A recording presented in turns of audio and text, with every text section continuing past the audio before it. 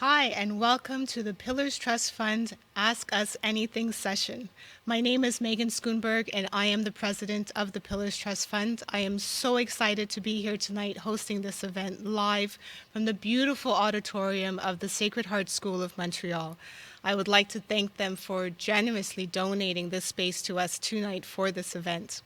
The space is located on the unceded ancestral lands of the Kanien'kehá:ka. And the Kanien'kehá:ka are the custodians of the waters and lands, and they've been so for centuries. I'd like to thank them for their work, for their culture, their history, their resilience, and for what they continue to teach us today. I'm sure that tonight all of us will learn so much more about our community from the amazing organizations that are here with me tonight.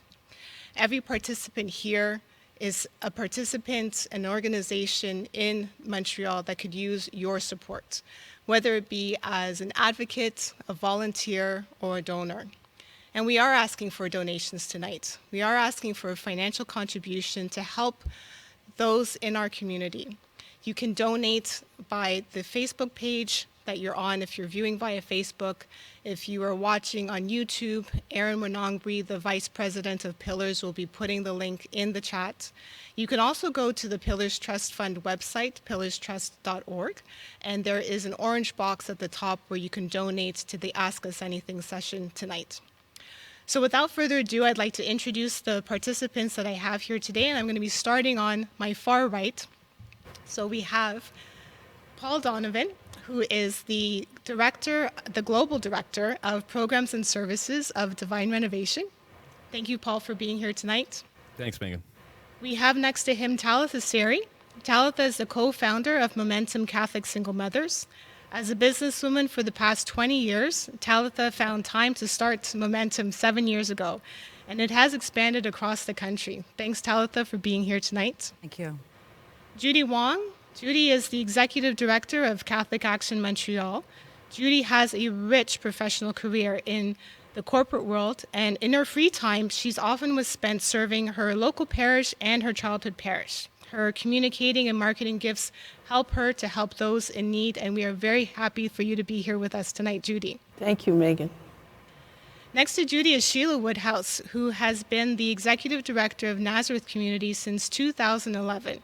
Wow. Nazareth Community is an organization providing housing and support for individuals who have struggled with homelessness, mental health issues, addiction, PTSD.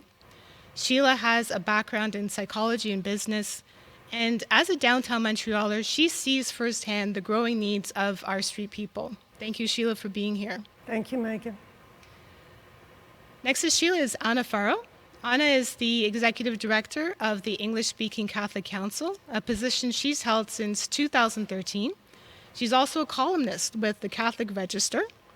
And despite being born and raised in San Diego, Anna is an avid fan of the Montreal Canadiens and Canadian football. So we're happy to have you here, Anna. And last but certainly not least, Dina Makoni.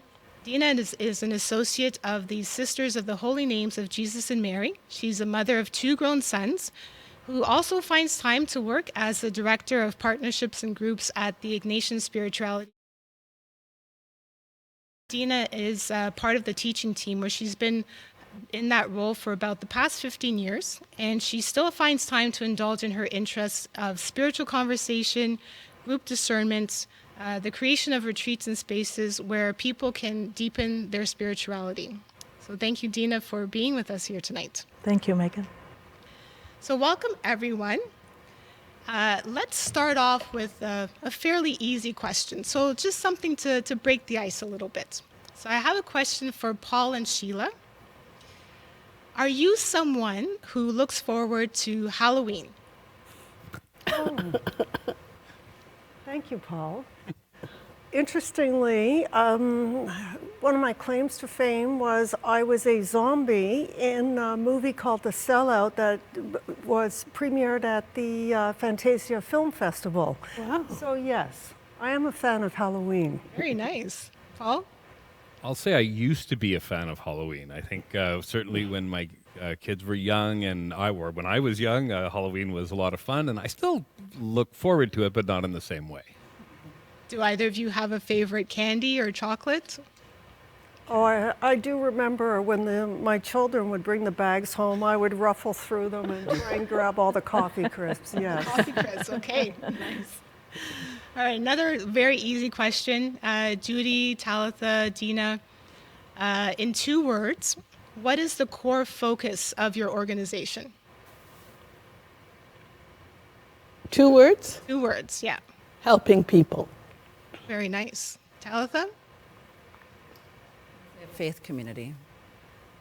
And you, Dina? Spiritual accompaniment. Very nice. Anna, I'm not leaving you on your own. Anyone can jump in on this. What is it about your organization that gets you up and going in the morning?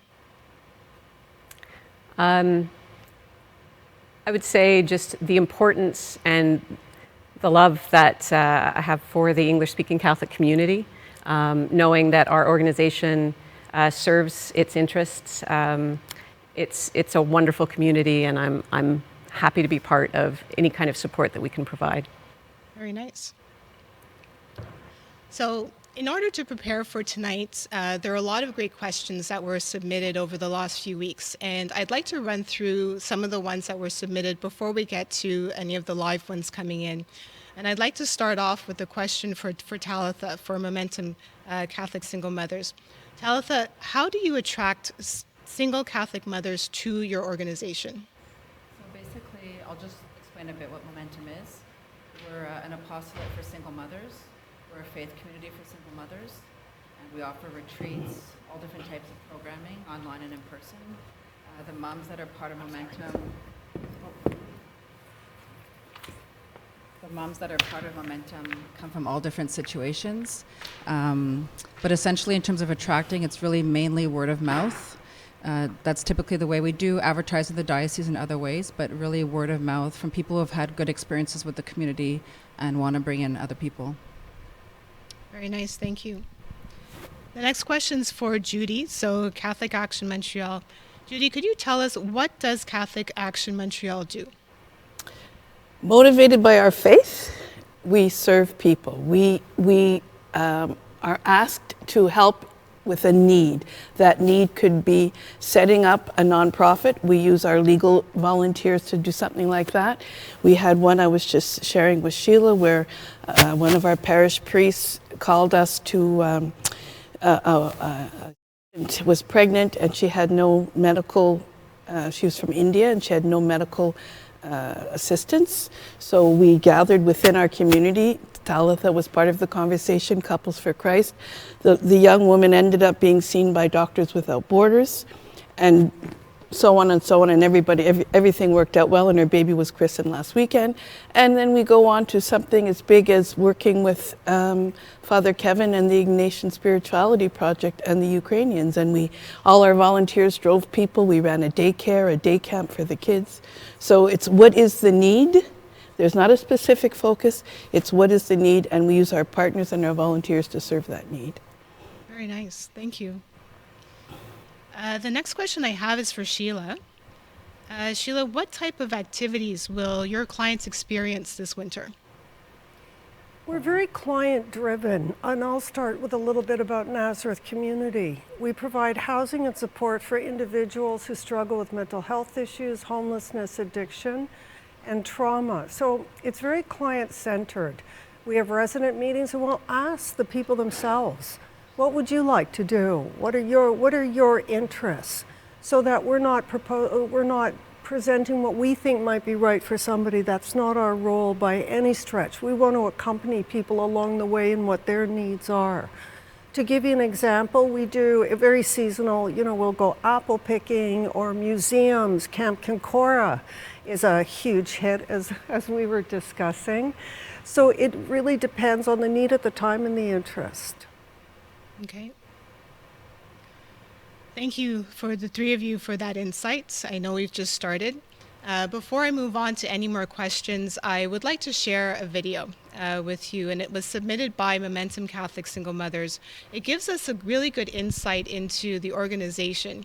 And while we're queuing that up, I just want to remind our viewers to please, if you are watching and would like to support any of the organizations that you see here tonight, please do consider making a donation. Again, you can do so from the Facebook page that you're watching this through. If you're watching via YouTube, there is a link that will be in the chat. If you'd like, you can also go to the pillarstrustfund.org website, where there is a orange button that says Ask Us Anything, and you can make the donation there.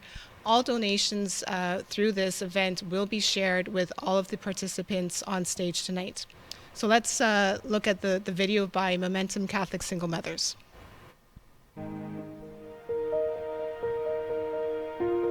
All right, my name is Maria, and I have 3 children. Hi, my name is Gerald May.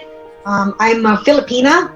I came here in Montreal 2016 alone. Hi, my name is Rose Darwin.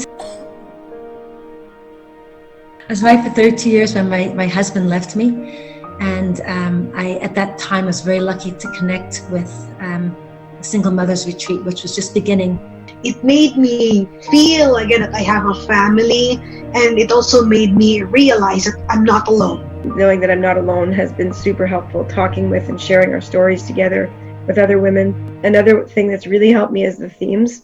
The Woman at the Well and Mary Magdalene were very inspiring to me too, as far as just knowing that Jesus has a heart for women.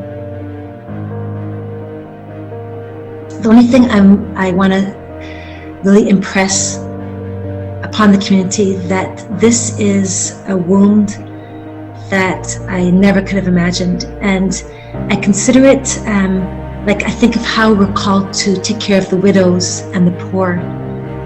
This is a widow, but laced with rejection. So I'd say on the part of the church to embrace without judgment and to extend yourself.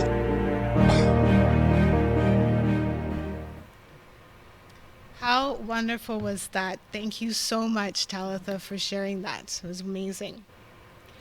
I think we'll continue with Divine Renovation. So we have a question for Paul. Paul, Divine Renovation, from what we understand, you aim to equip parishes to move from maintenance to mission. Could you tell us how Montreal parishes have benefited from a coach as part of the Divine Renovation program? So Divine Renovation works on a number of levels, and the first one is, of course, just inspiring people. That I think the whole idea of understanding that our church is beautiful, and the same Holy Spirit that was there at the beginning of the church, that commissioned and sent out with all of the apostles, is still the same Holy Spirit that's active in the church today. So what we do with priests and with parishes and their teams is help them to understand what it is they're being called to do in their local context to be able to unleash that spirit on in the parish. And so with coaching, we work with the priest and his team, usually composed of a number of lay people, and help them by applying some of the principles that we've learned from the trenches of seeing renewal happen in different parishes. And so we help them to apply those principles in their parishes. Very nice, thank you. Next question we had is for the English-speaking Catholic Council. So Anna, Anna, the English-speaking Catholic Council is a voice for English-speaking Catholics through hosting of events, conducting research, advocacy, and helping newcomers. Could you give us some insights on what advocacy files you have coming up for 2023? So there's ongoing files dealing with language legislation, but perhaps one of the most pressing and in some ways concerning for our community legislation that's currently at the provincial level has to do with an extension of the MAID, the medical aid in dying, and really to the heart of our Catholic concerns and values to consent and to conscience rights. So this extension, it's Bill 38, which is currently in hearings, will be removing the current conscience rights for hospice that is currently in place in Quebec. So what was originally part of the provision in 2015 that hospices could opt out, that will be removed in this new bill. And even more concerning is because this conversation of extending MAID legislation is happening at both the federal level and the provincial level. And just recently in hearings, the doctor from the Quebec Physicians is recommending that MAID be extended to infants under a year. So these are all very, issues that really are to the heart of our faith. So absolutely the English-speaking Catholic Council is going to be very much on the front lines of this and making sure that we're pressing back and really articulating the position of our community on these important issues. Okay. I had no idea about that bill, so thank you very much for bringing that to our attention. Dina, the next question I have is for the Ignatian Spirituality Center. You had a big year this year with the move to a new location. Could you explain how the move changed or perhaps will change the provision of services? Well, thank you. I'd be happy to. First of all, I'd like to say that what preceded the move was the coming together of two complementary Jesuit apostolates. The first one was the Ignatian Spirituality Center that mainly served the Anglophone population of Montreal. And the other one was the Villa Saint-Martin, who was the retreat house. We were the formation house. And now we've put them together in one apostolate under the name of the Ignatian Spirituality Center of Montreal. And it's really exciting because we have more spiritual directors, we were able to have a little bit more staff, and we can better do outreach. At the same time, we moved. So we have a new spirituality center for the formation house, and we also have a new retreat center. We bought the former Hermitage Sainte-Croix. It's a much bigger place, and we're going to be doing renovations there. And all I can say is that I was there this past weekend. It is absolutely beautiful. We'll be able to have many groups there, and I'm really excited for the future. Very nice. Thank you. So far we have heard a little bit from each of the participants here tonight, and I am very grateful to learn of the information you shared thus far. I'd like to just say to please consider supporting your community by supporting the participants that are here tonight. Again, you can do so via Facebook. If you're watching via Facebook, there's a link there. If you're watching via YouTube, the link is in the chat.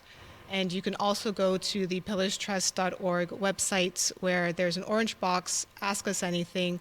All donations tonight will be shared equally amongst all of the participants, and I know they are very grateful for your contribution, so thank you very much. Let's head back to a few more questions that we received not too long ago. And this one again goes to Talitha from Momentum Catholic Single Mothers.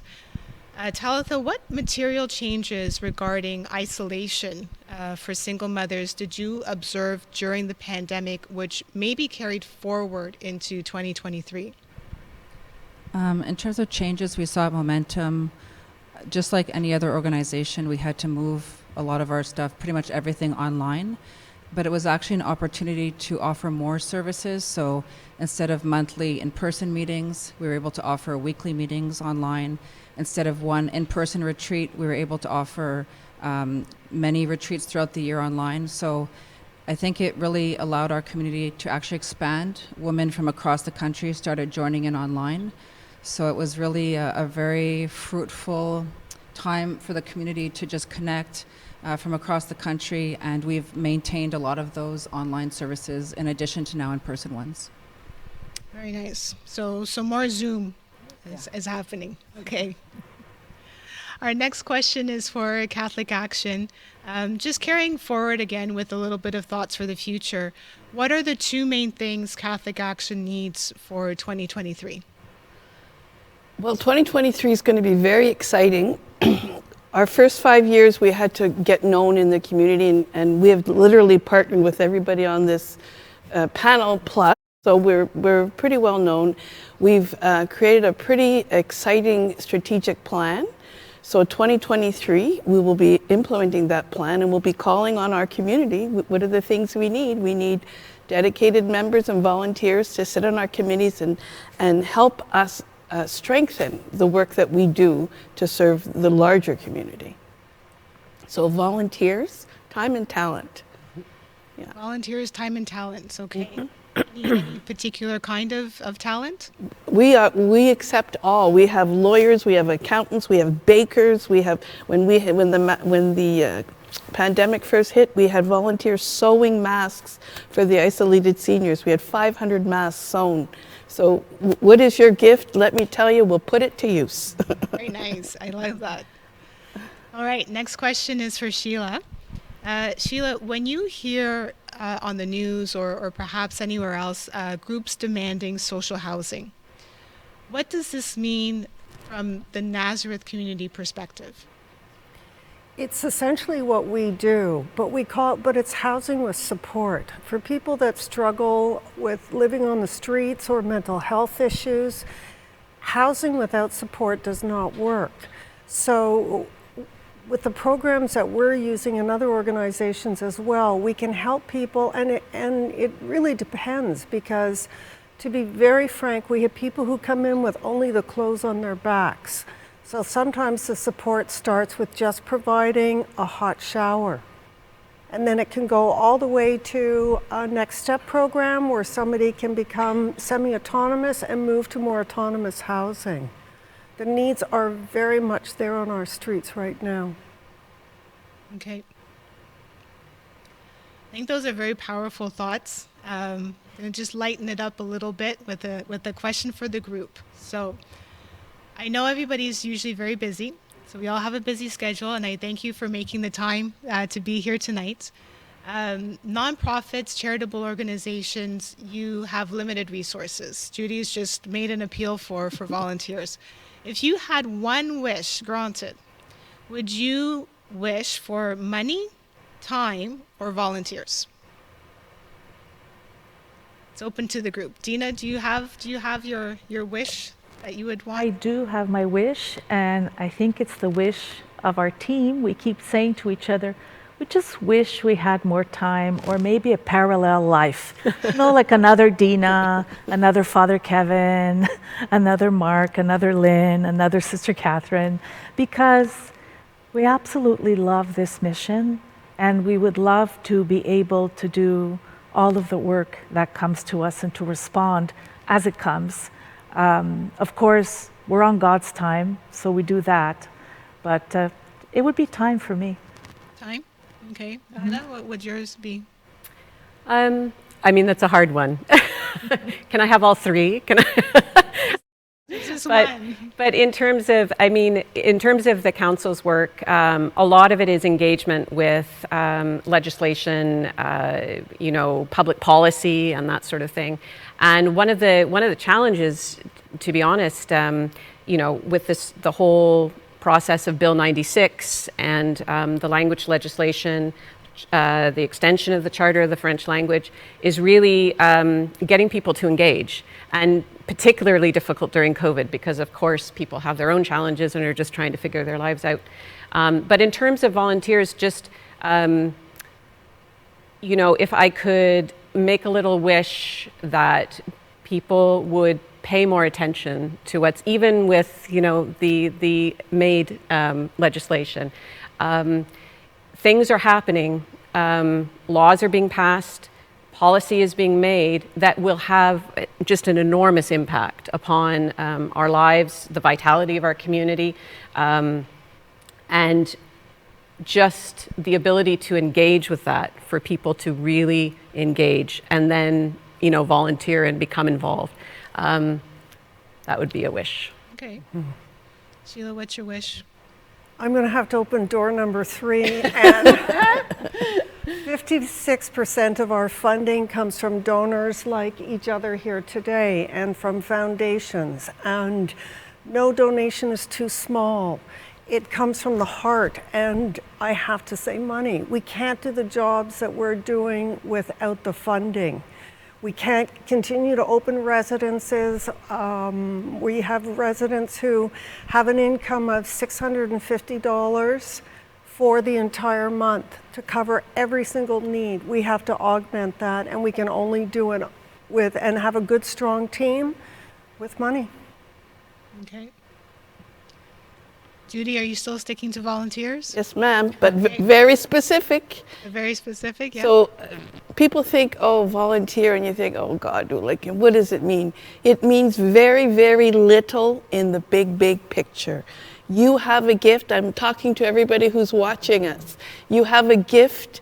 Please share it. Share it with anybody here on this panel. We all need some volunteers. Even if you think, we have volunteers that are artists, and they do our posters for us. And we have people that do sleeping bag fundraisers for the homeless. We have a variety of need of volunteers. So no gift will go unnoticed. Sign up today.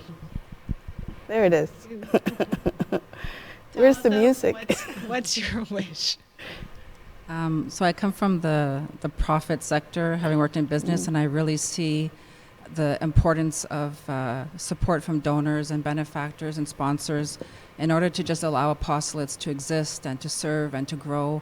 So I would say for Momentum especially, we're at a very critical growth stage right now. We're expanding across the country. We have a chapter forming in Halifax, in Ottawa, in Vancouver.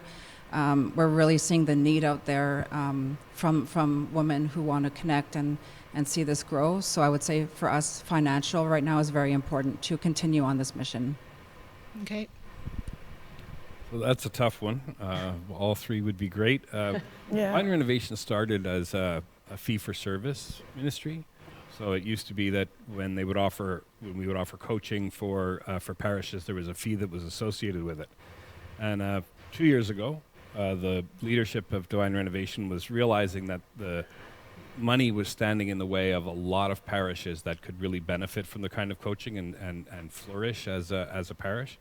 So they discerned that we should become a fully donor-funded ministry. It's one of the things that impressed me the most was the faith and the risk in saying, no, we're gonna go donor-funded. And but there was no absolute plan in terms of how that funding would take place. Now we've been very fortunate in the donors that have come forward, and because of that, the demand has been enormous. So we've almost quadrupled more than that, 6 times the size in over 2 years across the globe. Thousands of parishes engage with us in one way or another, and over 600 are part of our coaching. So it sounds like I'm going to say money, but actually, because we've expanded as much as we have, the big problem is trying to meet the demand.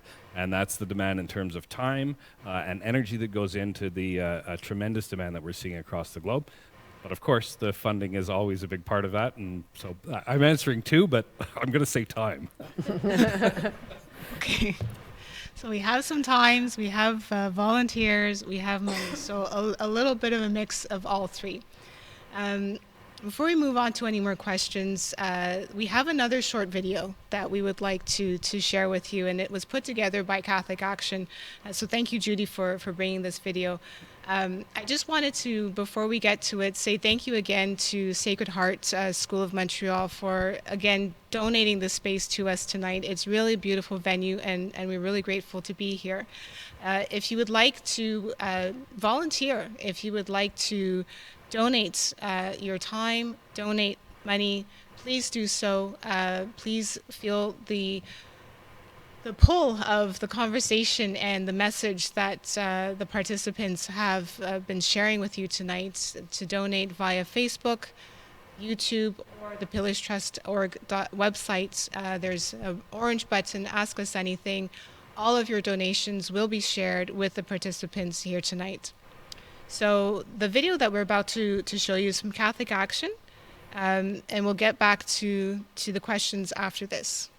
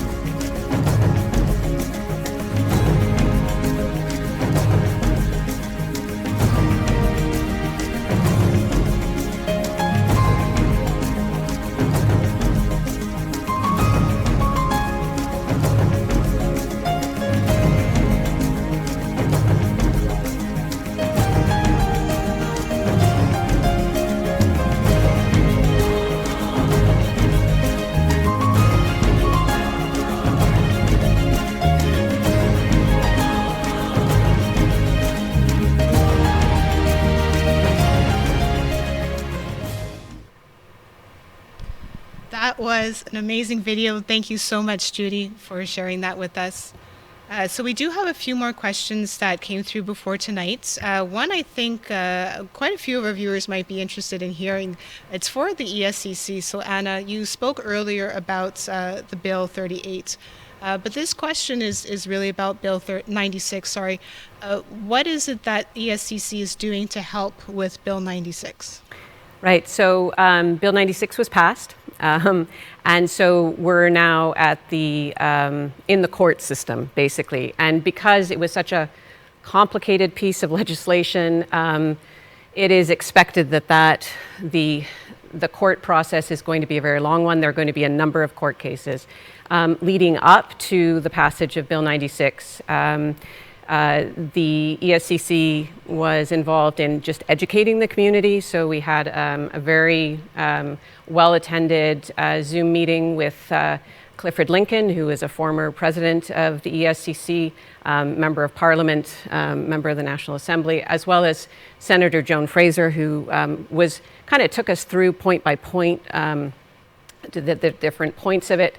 And then we were obviously engaged in, writing a brief and presenting the brief. And so I was engaged with the Community Groups Network very, very strongly at that point, trying to really educate people and trying to push back. Unfortunately, it was a bit of a it was a train that wasn't going to stop. So now we just have to absolutely be engaged with other community partners who and be supporting those court cases that are pushing back on that. Okay, understood. Thank you. Another question we have is for Catholic Action. So Judy, how can donors help other than a financial contribution? I know we spoke a bit about volunteers, but is there another way that donors can help? Other than financial? Well, time and talent. Really, that is our core. That is what we do. We marry a need with the service, with using our partners and our volunteers.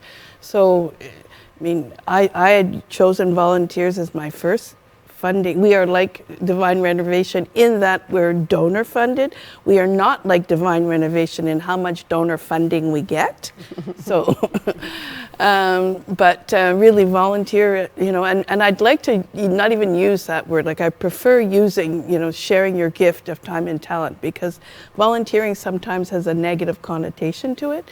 So like share your gift. Okay. What is your gift? And Jesus wants you to share it with the people around you. So that's what I really like you to share your gifts. Thank you.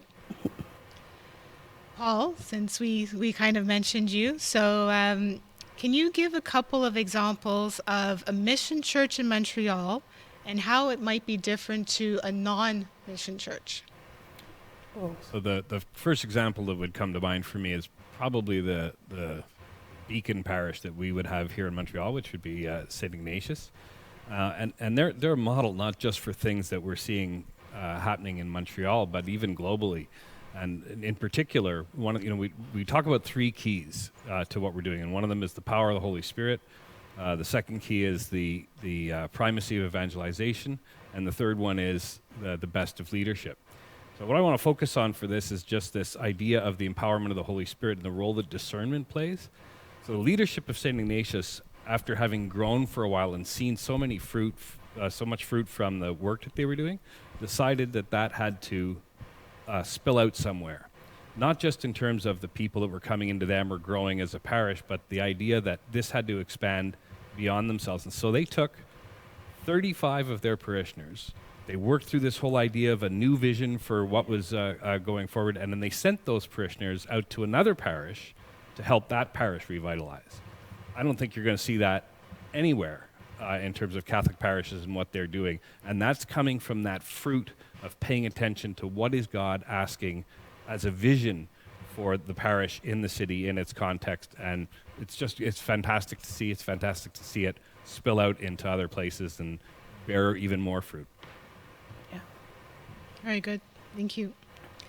A few more questions I have here. Pardon me, the Ignatian Spirituality Center. One One question I thought it was very interesting. What does spiritual accompaniment really mean, and how often do I have to go? That's a very good question. Daily. So, prayer, I'd like to say, first of all, that prayer can be a challenge for some people. They may ask themselves, am I praying in the right way? Maybe I'm not feeling God. It feels like a little bit rote. Do I myself when I'm praying? Is God really there? And if he's there, well, who is this God that is there? What is my image of God? And a spiritual director, accompaniment can help with that, because a spiritual director is someone that is trained in listening to other people to hear the movement of the Spirit and to see where they are in their prayer life. A spiritual director is not a therapist, although you may tell your spiritual director many personal things.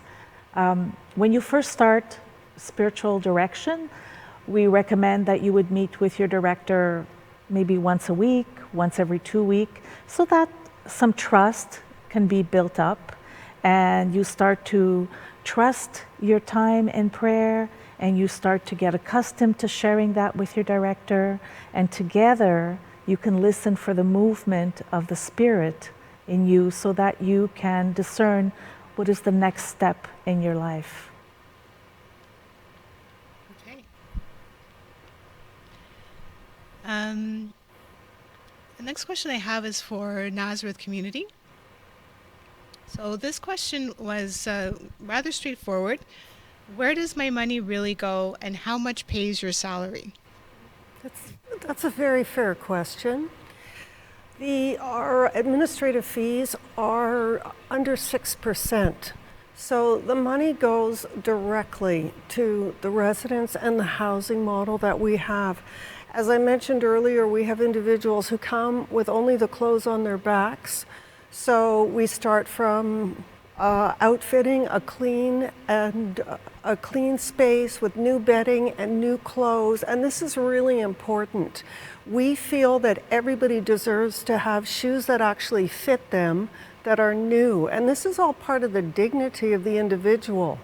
So the money goes to feed people, to house people, to clothe people, and for the caseworkers and the intervention workers who have to accompany every step of the way. I mean, we have our workers advocate for homeless people that are asked to leave grocery stores or to a court case, or it's the entire gamut, and the dollars are used extremely wisely.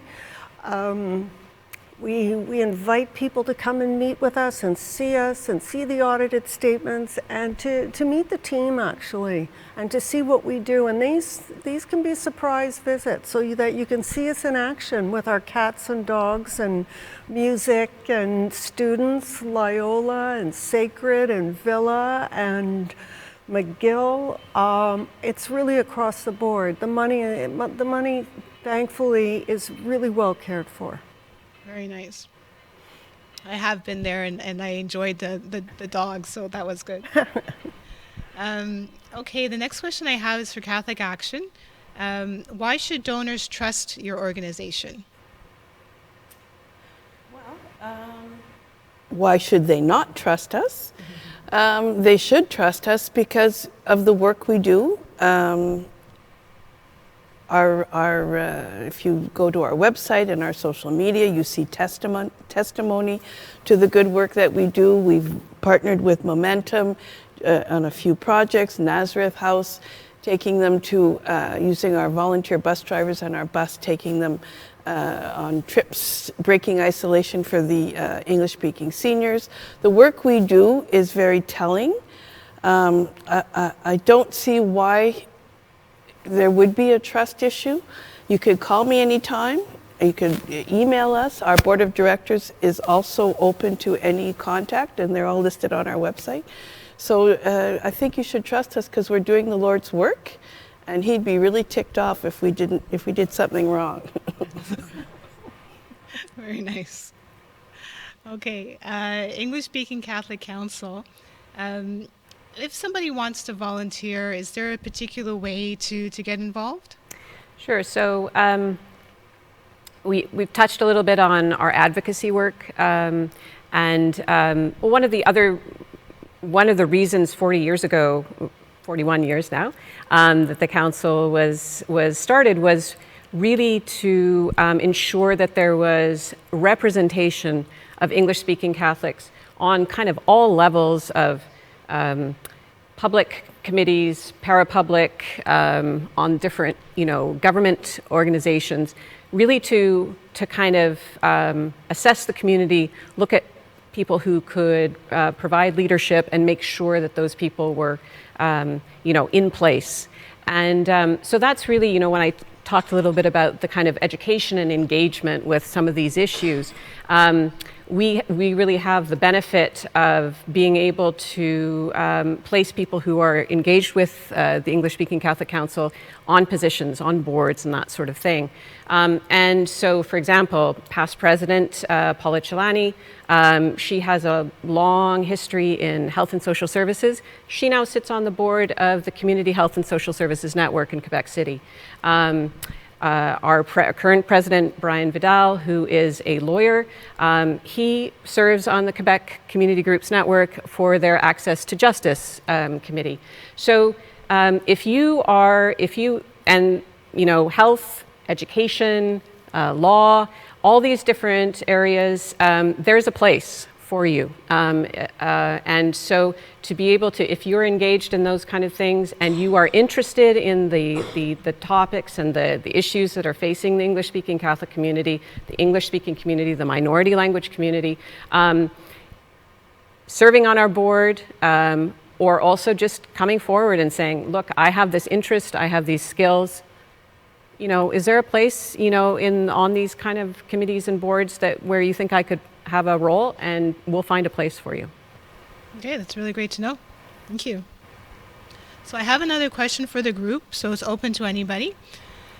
Is there a major activity or event coming up which might be still in the works that you would like the viewers to know, something which you probably don't yet have in your newsletter or it's not yet on your website? Is there anything that's coming up?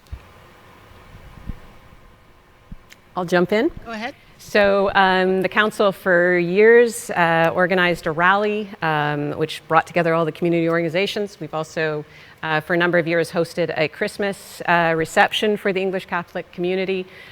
We haven't been able to have those things for the last 2 years, and so the Office for English Pastoral Services at the Archdiocese of Montreal, their staff were like, could we do that? Could we organize something like that again? And so it's going to be at the beginning of December, still working on venue, but so look for it. And we will be awarding the Bishop Crowley Memorial Award that night, which will be the first time for many, many years. Very nice. Okay, so there's a party coming up. That's great. There's a party coming up. Anyone else? Anyone else have anything coming up that might not be in your newsletter yet that you're working on, even if it's for the first quarter of the next year? Yes, absolutely. We have just bought another house. The needs are increasing, and we are renovating Nazareth House itself, our flagship. So we're going to increase our kitchen capacity so that we can serve more people, more spaces for healthcare teams, community areas. We're also doing something I think that is forward thinking. We're being really mindful of our eco footprint. So we're going to be reducing by 35% the energy that we're using at this point. So this is a huge project, and we look forward to opening our doors, inviting everybody. We're knocking wood that it'll be next spring. Okay. Wow. I'm going to be following that. The energy reduction one is very interesting to me. So congratulations on taking that step. Again, another question for the group. What is the most important message that you think you would like the viewers to know today? How about we start a little further down? Paul, do you have a message? So, Divine Renovation is all about church renewal, and it's about finding those principles to reignite the spirit that is there and has always been there in the church. And so I think if there was one message in all of this, is that despite what we look at and what we see and the challenges that are facing our church, is that there is great hope. Great hope in our priests, great hope in the parishes that are there, and despite the challenges, to keep believing in that and keep praying for our priests and for the parishes that are around. I would say just in terms of the importance of supporting single mothers, I think it's something that we've struggled with for a long time as a society, and often solutions would involve separating the mother from child or separating mother and child from society. So I think it's a woman, it's a family, a broken family, it's children. The women that are part of Momentum are really longing for a community, and they make up quite a big proportion of society. Almost 1 in 5 families in Montreal are led by a single mother. Also, just on the topic of being pro-life as a community, a lot of our referrals come from the Sisters of Life. So we really feel that it's important to support women, after they've made that decision as well. That's the main thing I would want to convey. Thank you. Judy, do you have a message? Yeah. As everybody here, we all need everybody's help. We are a community. I'd like to talk a little bit about the Ignatian Spirituality Center, Ukrainian newcomer project that Catholic Action was invited to participate and lead a portion of, with Father Kevin Kelly and the Minister of Immigration and the Red Cross. And just to tug at a few heartstrings, imagine little children, 4 or 5 years old, that have not been able to play because they're coming from Ukraine. They come to the center and they're shy, they're frightened, it's a different language. So we went through the Diocesan Camping Association and created a day camp, in the summer. We had kids from Loyola, we had Jesuits, we had people from Jesuit refugee services, but we actually had novice Jesuits as well. And we ran a day camp. We took kids to a pool in the summer. How novice is that? How novel, and the parents were so grateful because their kids were cared for while they were out trying to find a job, trying to find housing. So that's the kind of work that we do. And then simultaneously, our bus will take single mothers to camp. We'll take the homeless to camp. We'll take isolated seniors from their door to a shopping mall, because if we don't go and get them, they can't get out. So there's so much good work, but it takes a village, is what they say, and it does. So please, for all of us, consider donating time, talent, and treasure. Thank you. Yes. I'll have to say 1 in 4. 1 in 4 people have a mental health issue. Nobody chooses to be homeless. Nobody chooses to have schizophrenia. There is no us and them. And I can say we have learned so much from the people that we work with. Our residents, Cirque du Soleil artists, engineers, parents, a Gazette editor, that there's nobody chooses. So when you're walking down the street and you see somebody that's homeless, just make eye contact. That might be the only eye contact that person has the entire day. Social isolation is crippling, and our mission at all times is to respect and give dignity to people that are very vulnerable but have incredible courage. Thank you for that message. Anna, do you have a message for the viewers? So, when the council was founded over 40 years ago, it was really founded in concern for what was happening for the English community. And I know that if you look back, sometimes feels like it's just been a series of losses.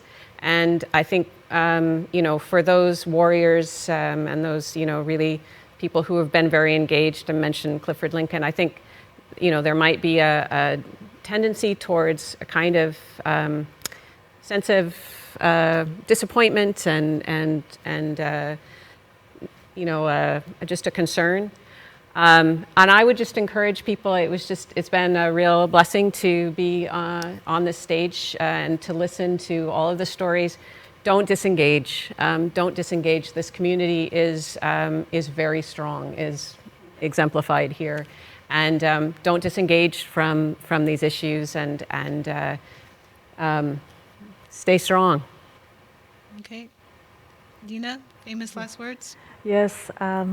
First of all, I really would like to thank Catholic Action for helping us with the Ukrainian project. You really helped to make of the Villa Retreat House a home for the refugees. And regarding the Ignatian Spirituality Center of Montreal, what we have seen in the past year is that COVID and the war and people who are going also mental health challenges that increased during COVID have really brought people to look for spaces of interiority, places where they can pray, where they can learn how to pray. We have seen young adults coming more to the center, senior citizens, people with mental health challenges, people who just want to deepen their relationship with God, and also people who maybe are not yet ready to approach traditional religious practice, and they maybe feel a little bit more comfortable coming to a retreat. So God is calling. People are in need of connection. And if you remember the first time that you were listened to, you will remember how that felt. And that is something that we try to do at the Ignatian Center. And we need your help to do it. We all need your help. Excellent. I do have just one more question before we wrap up. Your goals this year coming up, is there something that makes your goal more important than anything else that you're doing? What is your main focus that you're trying to do in the year coming up, and why is it important?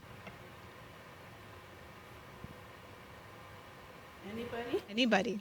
Well, I'll give people time to think. Right.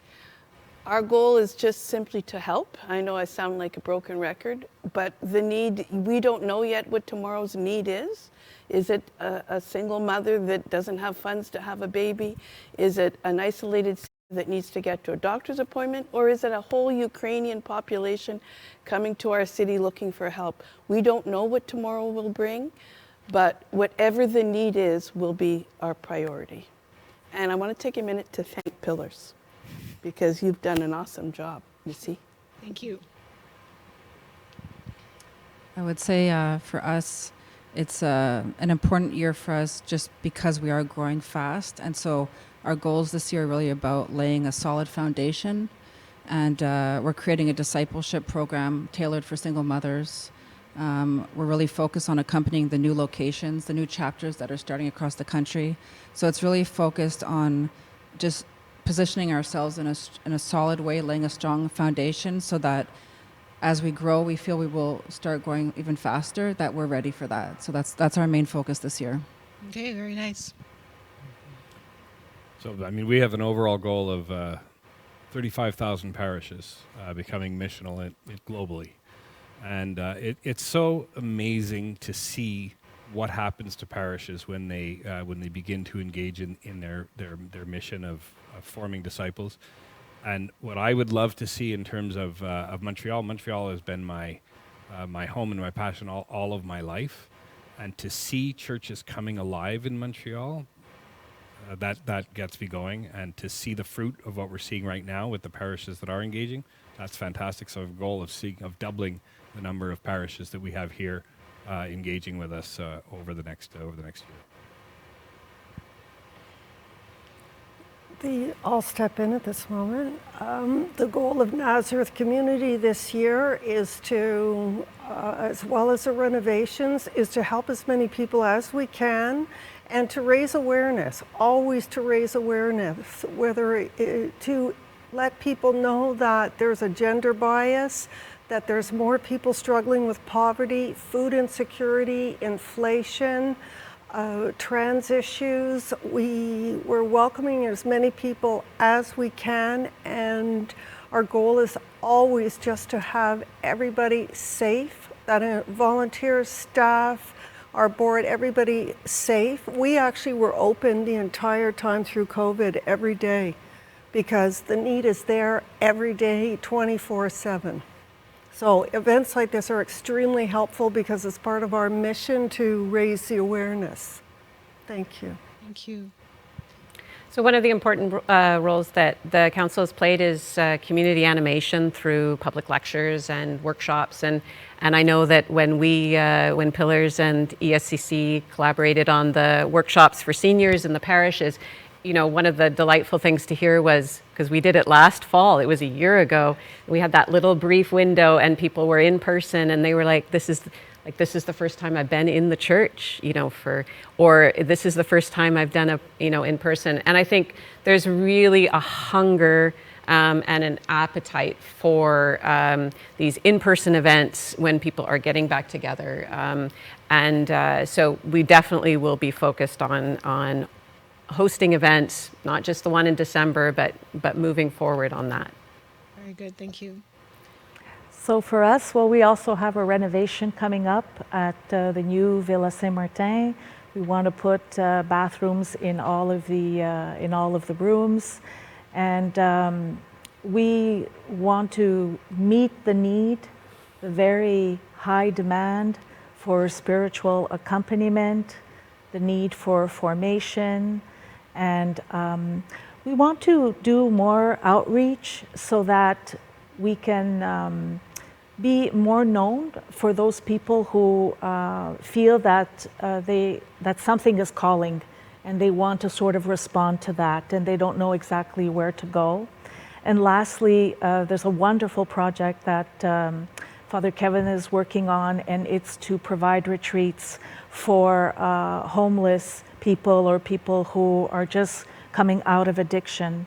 And we're looking into the possibility of having a house on the grounds at the villa where people could sort of be working for us and also staying in community as they begin to transition out of that time that they were having a problem with addiction. So those are our goals. Those are 6 fabulous, heartwarming, wonderful goals. I'm so very happy to have heard them, to hear the stories, to hear your feeling and your sentiment, and I thank you all for sharing. We're just about out of time. So in closing tonight, I first of all cannot say thank you enough to the Sacred Heart School of Montreal again for the space tonight. It's beautiful. Thank you to Web Diffusion. Web Diffusion is the broadcaster tonight. They've worked with us to broadcast the Ask Us Anything event. They've been very helpful and professional, and I do recommend them as well. I'd like to thank each of our panelists, our participants, Paul, Talitha, Judy, Sheila, Anna, and Dina. Thank you for spending the time with me tonight, for sharing your stories, for telling us about Coffee Crisp and all the wonderful things that you've been doing. Thank you so much. I'd like to thank Aaron Winongbury, the Vice President of Pillars Trust, who has been my partner in crime, keeping me on time with the questions tonight as well. Mm-hmm. If you have not already done so, please, now is the time to make a donation to support your community, to support the 6 organizations that are here tonight and the work that they do. You can do so by the link in the Facebook page. You can donate if you're watching via YouTube. The link is in the chat. And you can go to the pillarstrust.org website, the orange box, Ask Us Anything. All of your donations will be shared with everybody here tonight. So thank you again, and I wish you a good night.